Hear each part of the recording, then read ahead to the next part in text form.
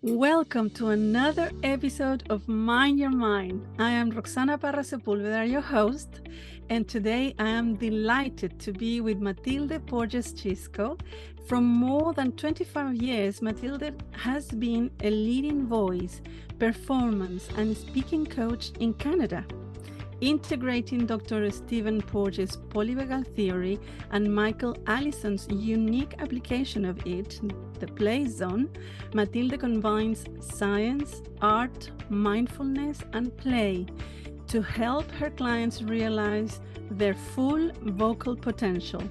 She believes when our voices are truly connected to our intention, our voice is clear, impactful, and potent. Mathilde, I mean, that sentence is the way to start today's episode. Thank you so much for being here. Welcome. Thank you so much. It is an absolute pleasure to be here with you. I am so excited. I was thinking about our session today because we are bringing a complete different aspect of the being, our voice. Something that we don't pay much attention sometimes, something that is also well affected with trauma. To find our voice is a way of healing as well, I think. And so that's why for me it's very important to bring this aspect. And and have you to talk about it with your massive experience. Yeah, just I'm thrilled, and everybody is for a treat here today. Everybody that Oh, is listening is here for a treat. well, I hope so. And thank you so much for bringing attention to this. It really is our vital natural resource.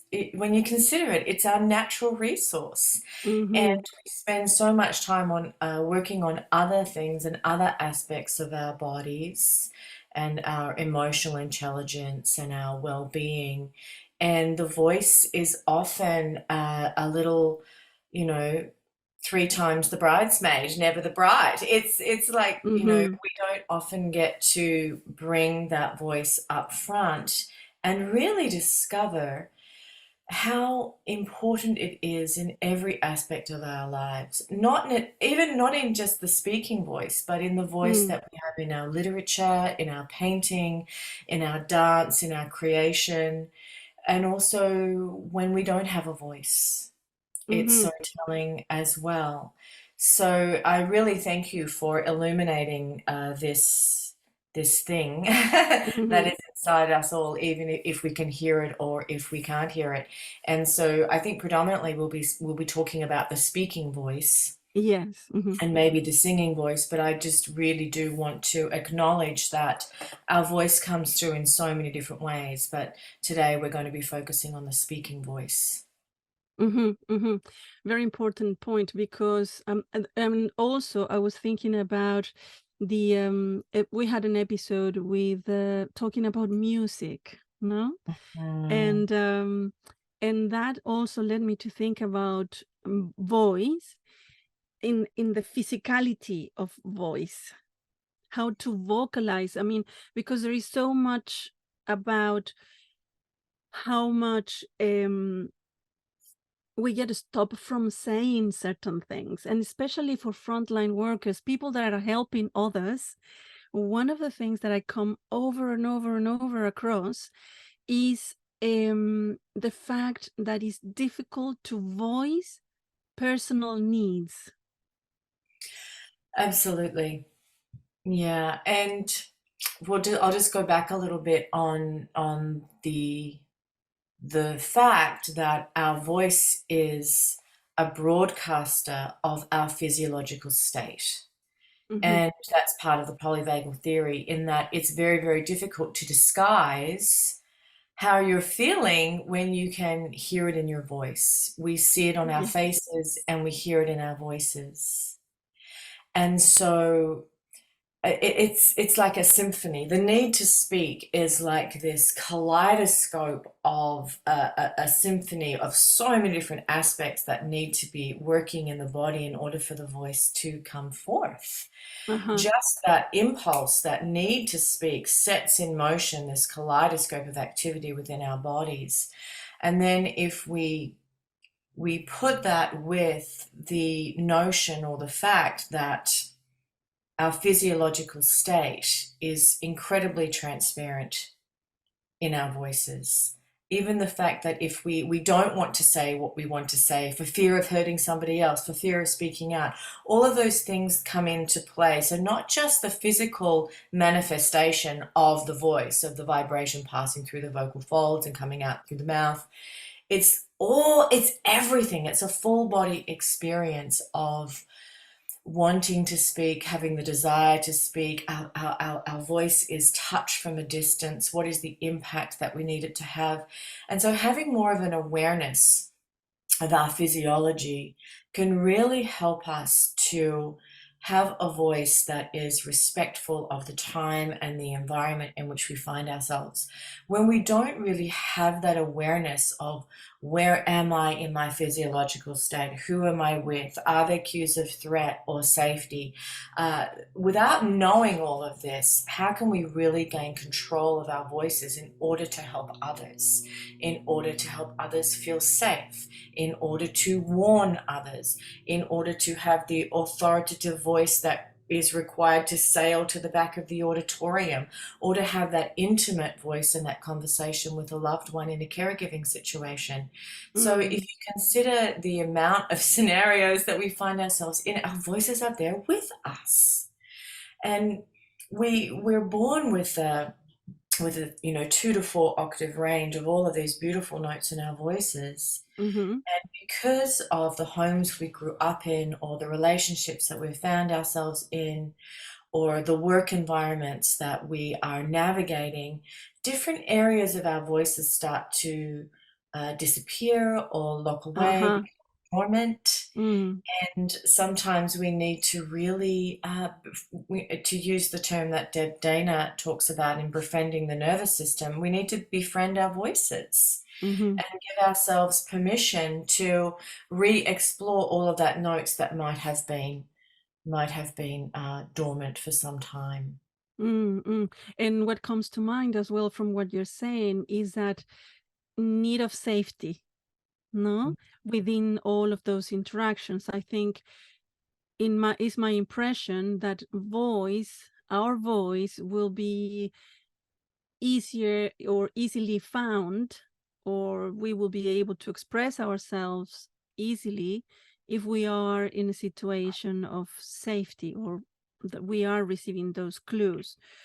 What is your understanding of that, and how do you look at safety from that perspective?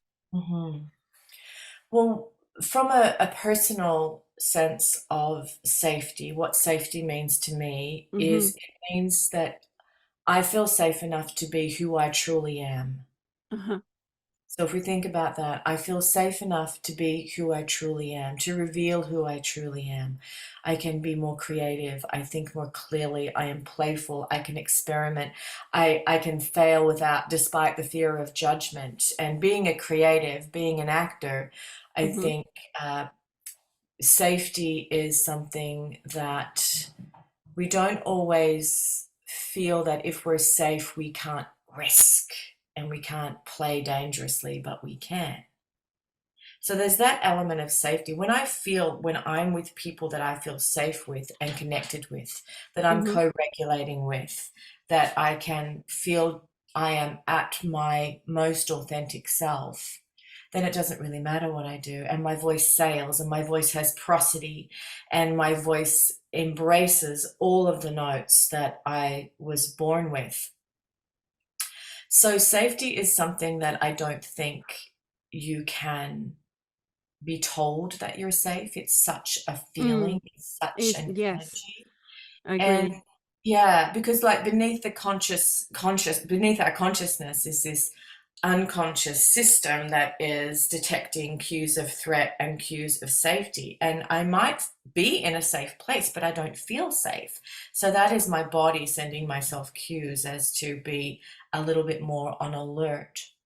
But when I feel safe, then I feel that my voice embraces the full kaleidoscope of notes that I was born with. Mm. And I think here as well comes into play the distinction between safety in terms of being in a safe environment Mm. and the lack of danger, and safety within. That's the distinction that I'm making from what you're saying, no? And how we, depending on our life experiences as well, we will be more in tune and prone to detect or to perceive certain actions or ways of interacting as threatening.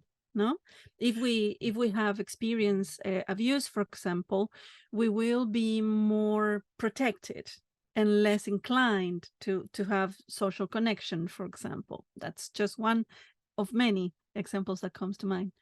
Exactly. It well, depending on your biology, your Yes. biography, your geography, when an event happens, we either act in a way that is protective or connected. And it's very much based on our history. Mm-hmm. Absolutely. So when I'm in that feeling of safety, I feel that I can speak with authenticity, with accessibility, but Mm. I also am able to detect what are the voices coming at me. And if I'm well resourced, then I can think, oh, this is a body under threat. How can I help shift that body under threat? And as a teacher, and we see a lot of students come into the room who are traumatized or who carry in with them trauma. Same with the instructors. So we're a traumatized species. So how do we Mm. navigate that way? It's through attunement and listening and picking up on those cues of what is being presented to you when they walk in the door. And if I'm resourced well enough, then I can understand how I can react with this person. How can I change my voice? How can I pick up on the prosody in my voice to offer a cue of safety? Because as we know, when I'm emitting this cue of safety, it starts to change the physiology of the listener. Yes. And, Yes. and vice versa, and vice versa. Absolutely. So if Yes. we're well resourced and we have that knowledge of, oh, my voice is really tight, or I must be in a threat response, how can I soften the edges around that? And how can I reshape my relationship to the bodily feelings that I'm having in that moment? Mm. What are the resources that I can employ to bring ourselves into feeling safe enough to do the work together? Yes. And that is what we mean when we talk about co-regulation. No, when we are in this interaction where you can, through breathing, through your voice as well, can create this sense of safety. No, how then sound and voice? I think sound and voice then can assist healing, right? Absolutely. Uh-huh. Absolutely.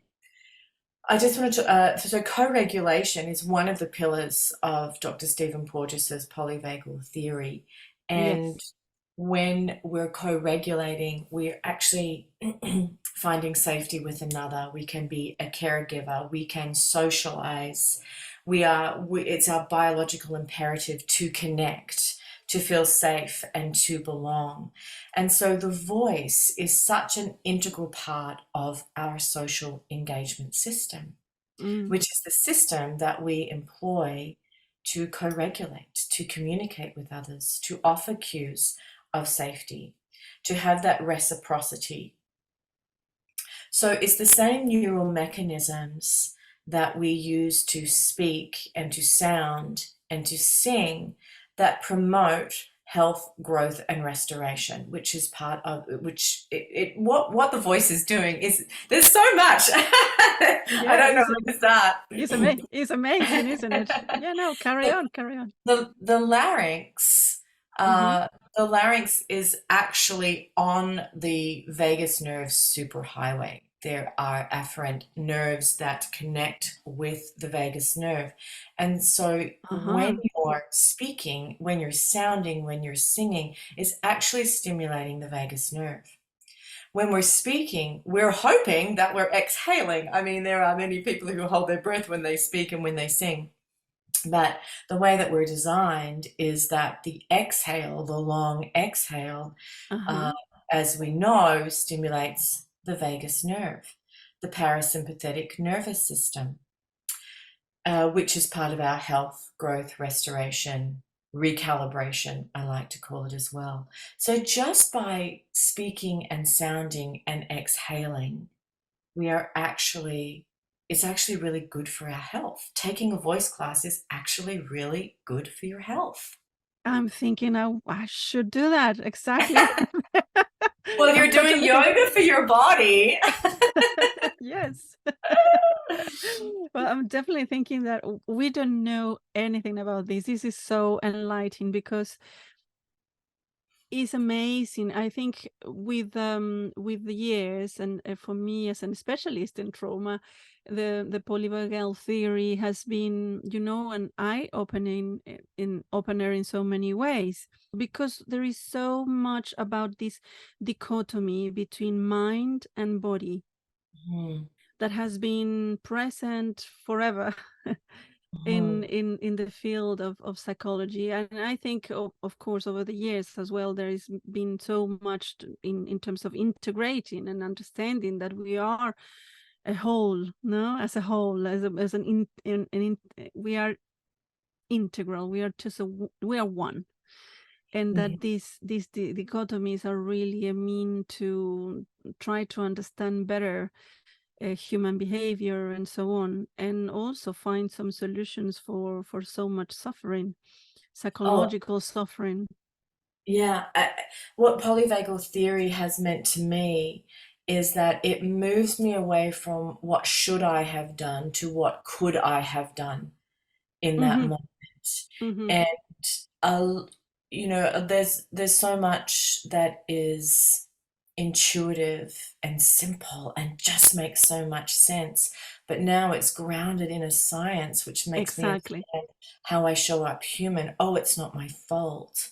It's what I could do at the time. It relieves me of so much shame Mm, around my decisions or my actions. And having gone through many adverse childhood experiences, going through a terrible first marriage and divorce and single parenting, I wish I had have known back then mm, mm. what was happening to me. It has just been has taken such a weight off my shoulders. And I use the term showing up human now when I teach, like what it really means to be human. And Yeah, it's been with me all along, but now I can really ground it in something that is teachable and has that felt sense. And it's given me so many resources to be able to move out of those physiological states that aren't supporting my intentions. absolutely. And also I love what you're saying about showing up human, because actually this is what we are trying to do here with this podcast as well, um so many people that are working in helping professions are declared heroes.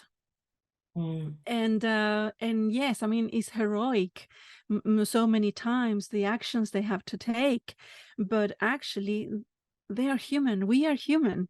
We are mhm, working with the suffering of others, and we are human as well. So we have so many sensations, reactions, and feelings that are completely 100% natural. And if we and it's my belief that the more we know about neuroscience and about these kind of theories like the polyvagal theory, we will gain an understanding that goes beyond and that actually can really help us in starting to have that self-compassion and mhm. implementing very, very, very simple actions that can help us to get to that place of safety within that we have been talking about as well, no, and relate from there. How do you think that our voice can assist our awareness? Ah. Well, when we're aware of the physiological states, and there are many, there are three primary ones. We know about the fight-flight response, Mm-hmm.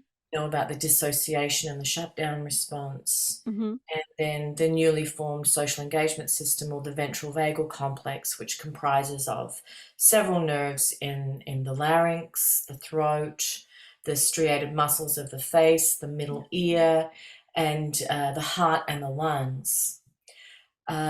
Which forms our social engagement system, or what we call a ventral vagal complex. But we've also got the blends of the physiological states.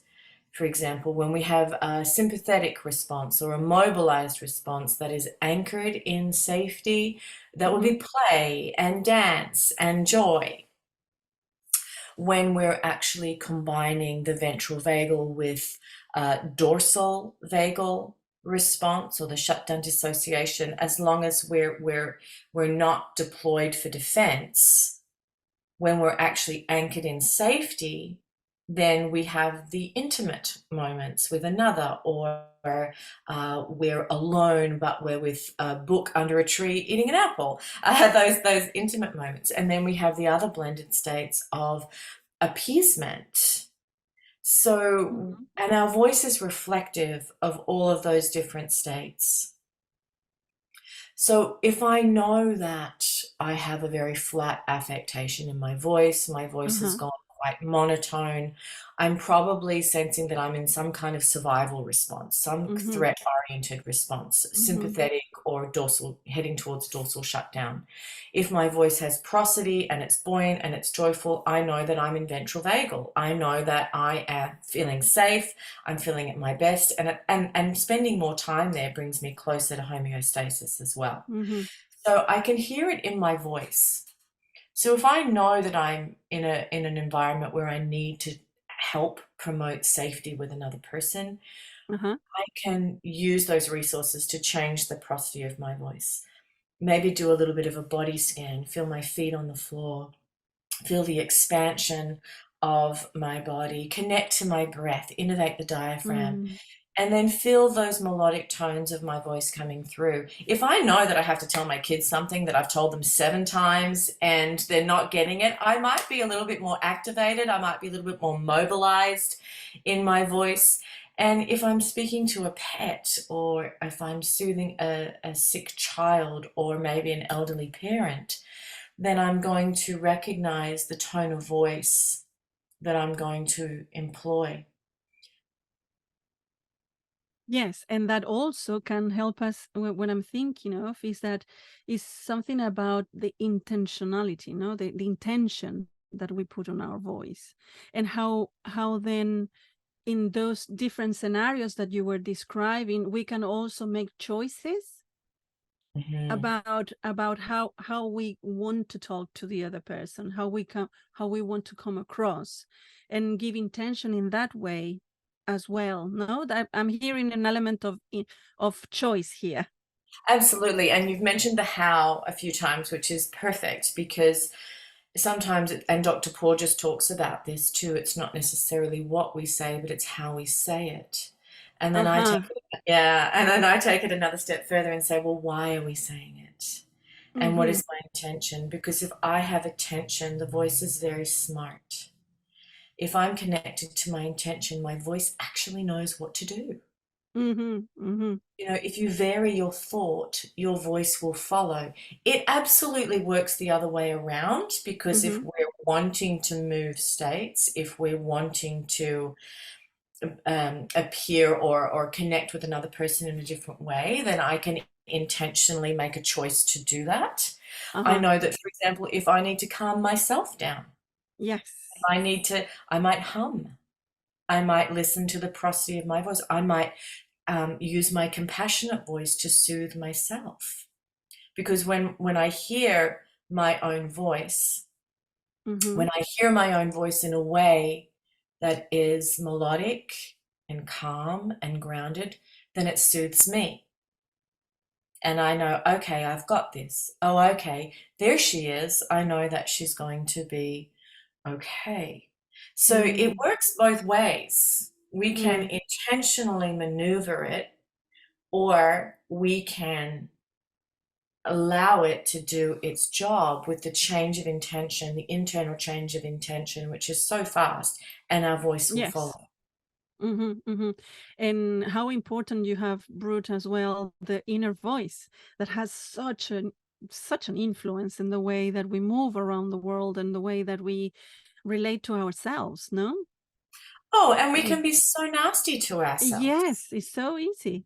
And I've had many conversations about Mm, this with colleagues. If mm. you would never talk to a friend the way that you Yes, talk to yourself. yes, that's very true. We That's have very to true. remember to have that Mm, compassion for selves. yes, And and that's all part of showing up human, right? Forgiving ourselves for the way that we've responded. And then we take a step back and go, oh, I responded this way because of this and because of that. And maybe it's this. So understanding more about our one system, our mind body or brain body system, can be so helpful in helping us navigate a world that is so full of threat. yes, absolutely.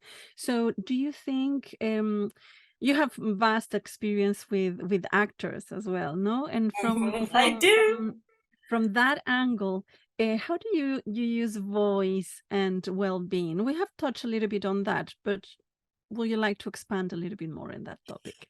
Oh, definitely. It's the one that's closest to my heart. I Uh-huh. have been an actor since I was 19. I trained at NIDA, the National Institute of Dramatic Art, and Uh-huh. it has boggled my mind. I've worked in several acting schools since and been an actor myself, but it has boggled my mind that there has been nothing in the curriculums about the autonomic nervous system and Mm. how we actually show up human, and that, well, we have to transform. We're creating nervous systems of characters. Our characters are navigating complex situations and environments.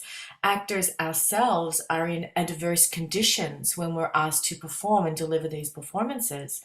And we're also retuning our nervous system every time we step into the character of another person. And our Yes. body doesn't recognize that we're just playing, that we're this Mm. is actually we're because ultimately we are playing. We are um creating these scenarios and these people and these stories, but it's transitory. It's not Yes. forever. There is an entry point and there is an exit point. And so polyvagal theory, or an understanding, a greater understanding of our autonomic autonomic nervous system, should be paramount in actor training because it also Yes. assists in our recovery. How Yes. do we recover? And that is where the aspect of voice and healing comes in, and just an awareness of, at the end of a day, at the end of a week, at the end of uh, an extensive shoot that's lasted 3 months, the ability to have our nervous system, Maddie's nervous system, meet the nervous system of my character and take her to where she needs to be to function as a wife and a mother and a friend and a sibling Hmm. and a daughter. How do we, go back into life? And it is my Yes. theory and my intuition that actors who may not have successful relationships, or whose lives end in prematurely, Mhm. might not be aware of how what they have been doing has retuned their nervous systems to the point where they're a little lost. Yes. And so I think having this in curriculum would be the the responsible thing to do. From what you're saying, this movement, no? Because if we look at it from an actor's perspective, from what you are explaining right now, it looks to me that element of moving from being in a certain way to that you incorporate behavior, emotion, intention, everything. No, you almost become someone else. But I would like to make a little parallel here, Mhm. to go and think about, for example, people, all the people that I'm thinking of, no, everybody that is working and witnessing the stories of others Mm. that are stories of harmful situations, pain, psychological pain, etc. So I'm thinking about as well, for example, content moderators that are watching very, very awful kind of content in social media, or and everybody that is working in the front line, no? And I'm thinking about how our nervous system as well in those circumstances start to feel, potentially can start to feel like the other person. There is something about our mirror neurons as well that help us to connect with the other, but to a level, and when the intensity of the situation is such that we may start to feel it as well, especially as well if we are exposed for long periods of time to certain material. And that's how we end up talking about vicarious trauma and emotional exhaustion and so on, other aspects of the potential impact of working in this field. The body is incredibly resilient and Yes. incredibly strong, and it boggles my mind to see, especially the world at the moment, to see how people are able to still deliver care and in Yes. these incredibly horrid, horrid environments, and it's relentless. And the it's a mystery, and the body is so incredibly resilient and Mm, mm. strong to be able to survive, because it is terror and horrid, and it boggles my mind as to how the human body can be so resilient. And so, but in smaller ways, when we're not in those adverse threat environments on a prolonged basis, we can create containers of safety for ourselves. And that's a term that Michael Allison uses, is what's my habit of safety and what is my container of safety? What are Uh-huh. those, or as Deb Dana would call, glimmers? What are the moments that I can be truly thankful and appreciative of in my day or in my moment? And can I immerse myself in those? So when I'm not working in a field that is requiring so much of myself, how do I Yes. come back? How do I hold my own? Yes. Yes. What do I do to recalibrate? Yes. Mm-hmm. They can be, friends, reading, singing. I mean, joining a choir. Let's talk about, going back to voice and wellness. Okay. Joining a Uh-huh. choir. Uh-huh. Even if you think that you can't sing, that's a societal thing that people think, oh, they can't sing. Well, everyone can sing. It's whether people like your voice or not, which is a completely different thing. But Uh-huh. everyone can sing. Everyone That's has the very mechanism true. to be able to sing. And as we know, that those same neural mechanisms are the same ones that innervate the vagus nerve. So singing together with a choir is not only prolonging the exhale, feeling the vibrations and the sounds within my body in the bone conduction, and also the voices around me, having that reciprocity and that co-regulation, and all of the good hormones that are released in those moments. It is actually so healing. It is so healing. Just even singing in the shower or humming or singing along on the radio in the car, or going to see, and going back to what you were saying before about witnessing, if we're going to the theater or if we're going to a film, we are changed, and sometimes not for the better, but sometimes for the jolly good. And that I Yes. can go into a cinema with a complex problem or event that has been happening, and I'm in this protection mode. I'm seeing the lens through my survival physiology, and I go to see a story that changes me. And Mm. all of a sudden, I come out of that cinema and I could be in connection, and I know how to navigate my way out of it.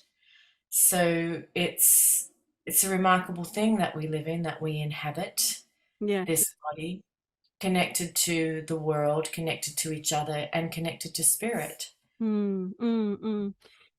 In Thank you. I'm seriously thinking and I'm being very, very honest here, in joining a choir. I'm really, really thinking about it because that will be such an incredible thing. But yeah, I will see if I can make it happen. And actually, yes, May I also say, I yes. had this conversation the other night, but may I also say that we need to join a choir where the person, the leader of the choir, Mm-hmm. is sending cues of welcome, Mm. non-judgmental, not criticizing. I mean, I've been in a choir before where I've loved all the people around me and I've loved the music, but the choir leader, I'm just not at my best. I am not feeling safe enough to be who I truly am. So shop around for your choir I will. I and will. make sure that you're in that place where you feel Yes. safe enough Yes. to hit a bum note.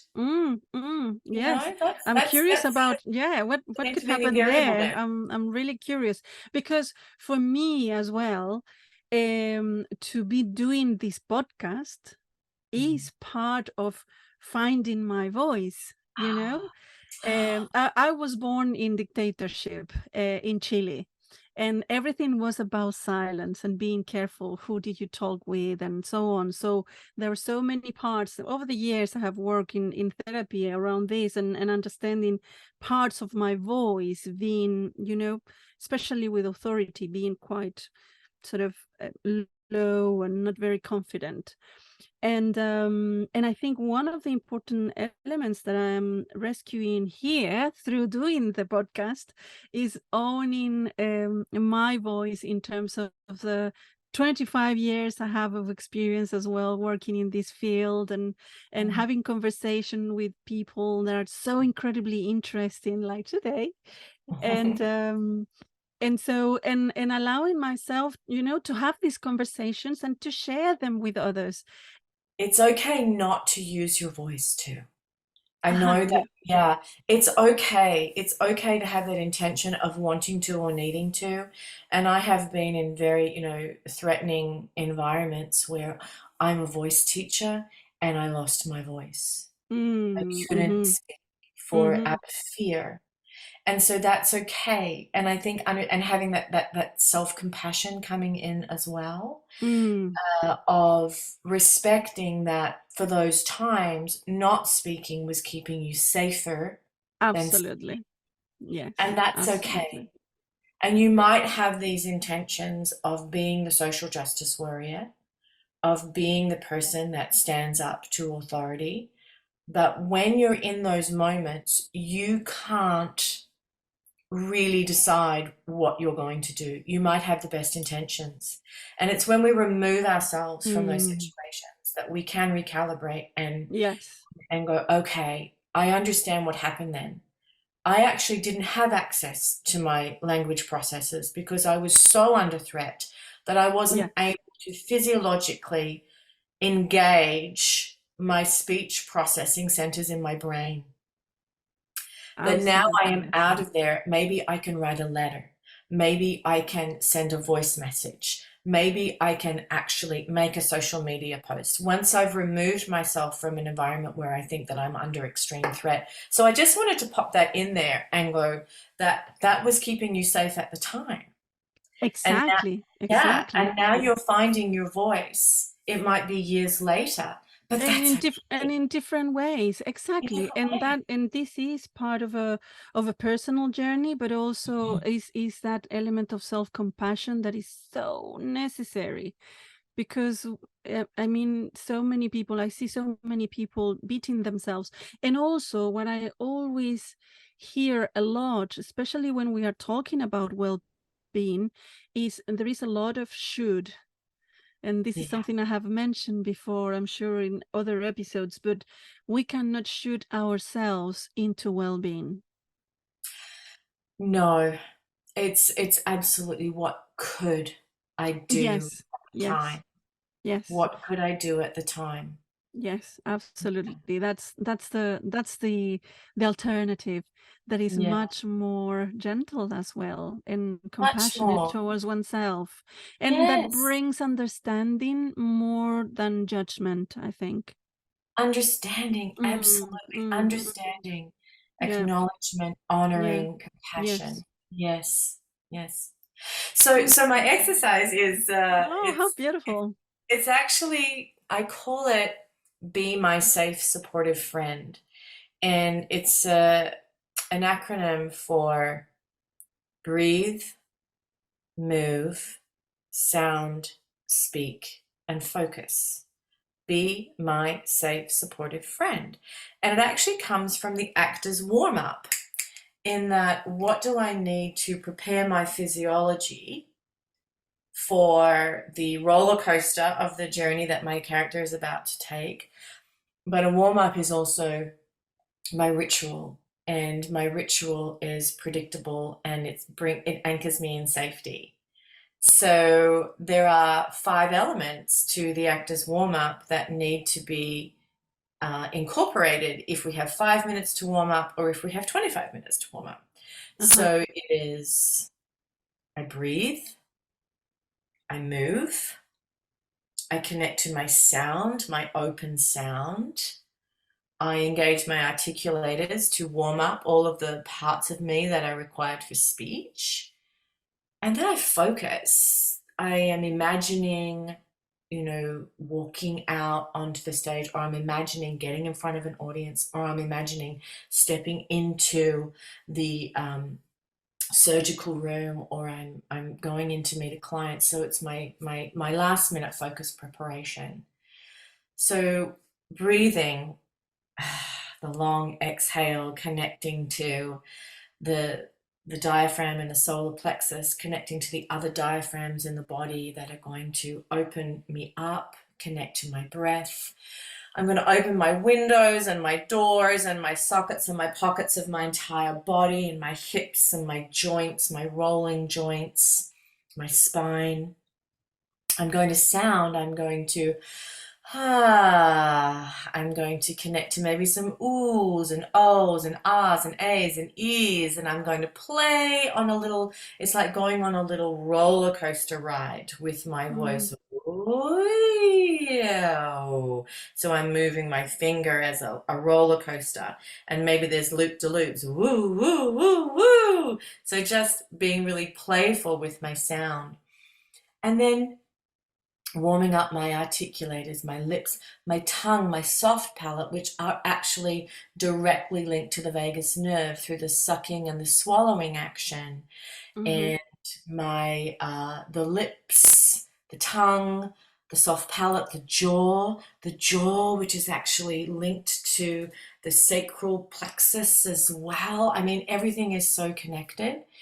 And then my focus. I'm imagining myself in the room with the person that needs my help, or with the person with whom I'm going to be sharing a story.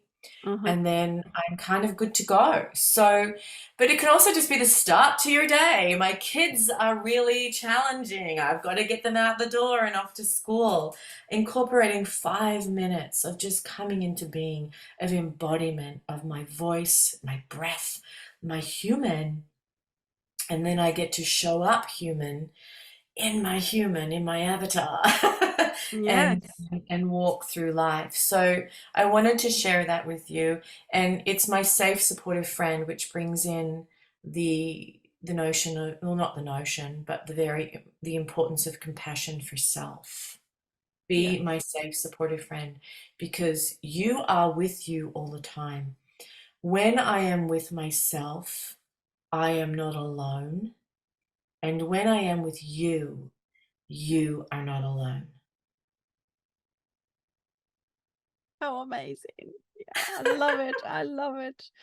I love it. I really, really love it. And I think this is a very beautiful way of ending today's episode. I'm sure we could carry on talking so much, but I so much appreciate the depth of the information that you have shared with us today, because, yeah, voice is something that we don't talk about.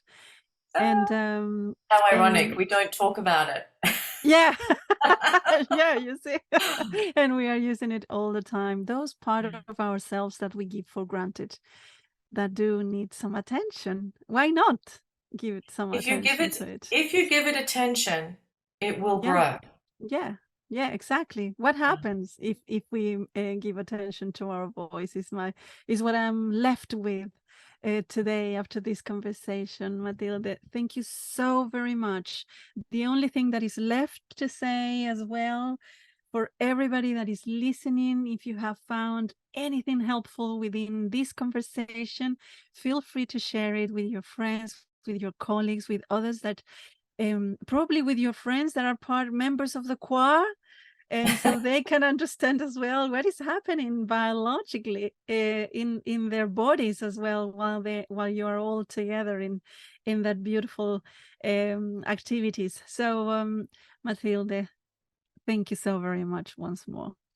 It is such a pleasure, my absolute pleasure. Thank you so much for this conversation. I hope to see you soon. Yes. Okay, we'll Okay. stop the recording.